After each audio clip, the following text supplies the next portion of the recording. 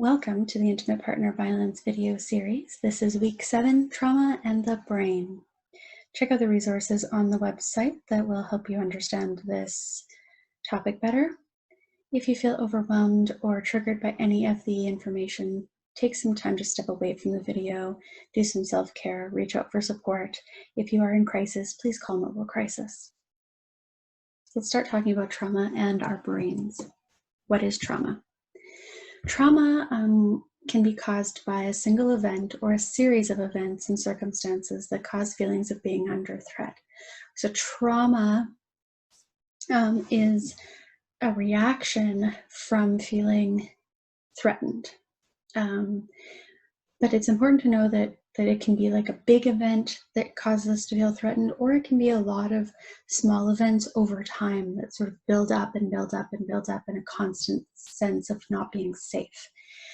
And trauma is also experienced differently from one person to another. And so if me and my friend both get in the exact same car accident, for instance, we might experience that very differently, and maybe I'm traumatized and my friend is not. And it depends on several factors, including the level of control I feel like I had in protecting myself, the degree to which I felt at risk. So how at risk was I? Was I at risk of being really, really harmed? Was I at risk of death? That sort of thing. And the amount of support I received after. So maybe I was traumatized because I felt really out of control. I wasn't driving. I felt like I could have died, and I didn't talk to people about it. Nobody really checked on me afterwards. But my friend who was driving felt like it was okay. They weren't really going to be really badly hurt. It was just going to be an unpleasant accident. And they talked about it, and they had friends and family checking on them. So in that case, it might have been traumatizing to me, but not them, even though it was the same situation.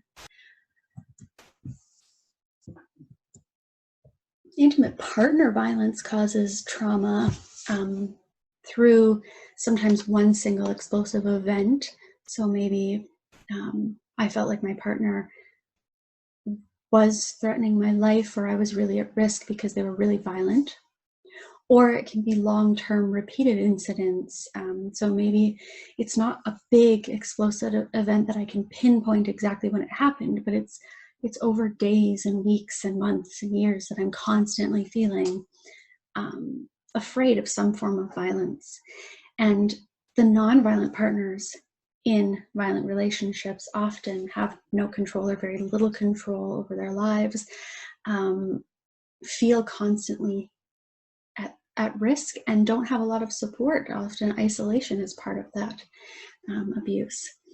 And so the mind and body then stay in a perpetual state of survival. What does that mean?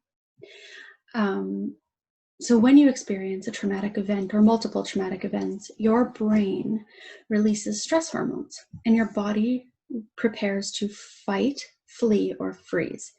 This is called survival mode, or the survival mechanism. The survival mechanism also kind of causes the logical part of your brain, the thinking brain, to unplug, because when we're in danger, we need to act quickly rather than pause and think through every possible action that we have. Because this logical part of our brain is turned off, or the blood is rerouted to the survival brain, our memory, language, emotional regulation, and decision making can be impaired.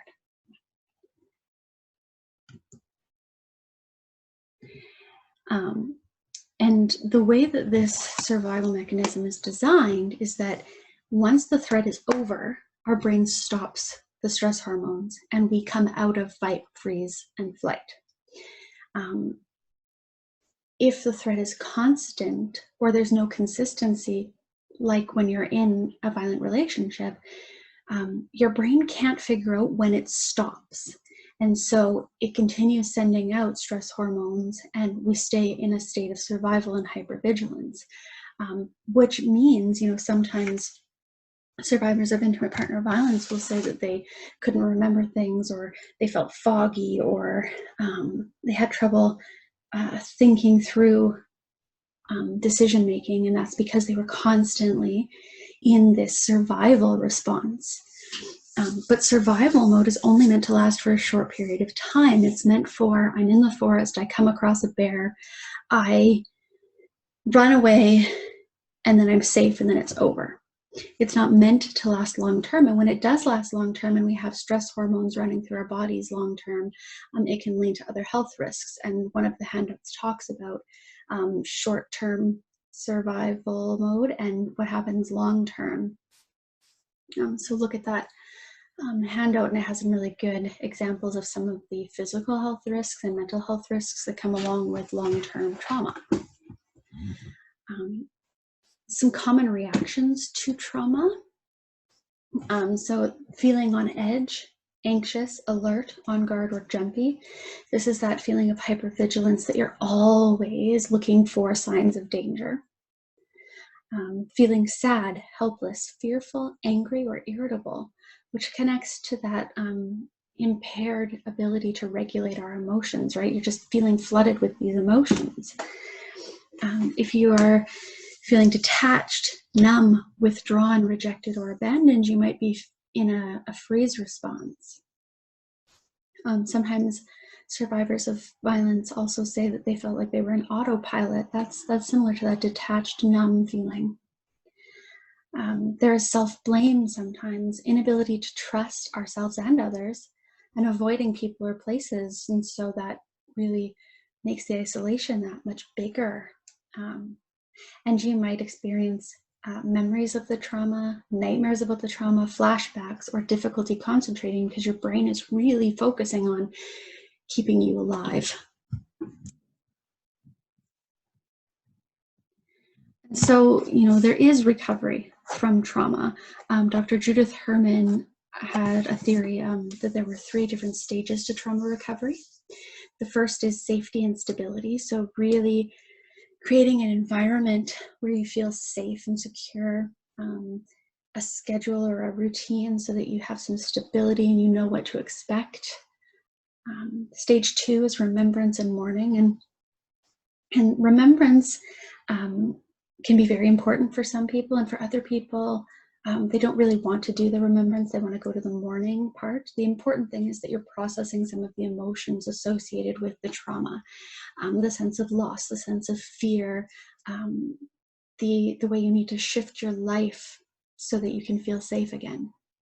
And then the third stage is reconnection and integration. So reconnecting to yourself, to others, integrating into your life, bringing what you've learned from the trauma into your life, and really getting back in touch with who you are when you are feeling safer, when you're feeling connected.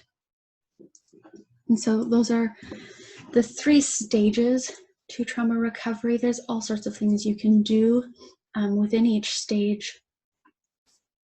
And certainly our office can give you more information on this, on how to build safety, how to connect with those emotions, how to do the mourning or grieving, and reconnecting. And so if you want more information or support on this topic or other topics that we've had videos about, you can contact us at our office at 306-244-0127. Thank you for listening to this video. Take care.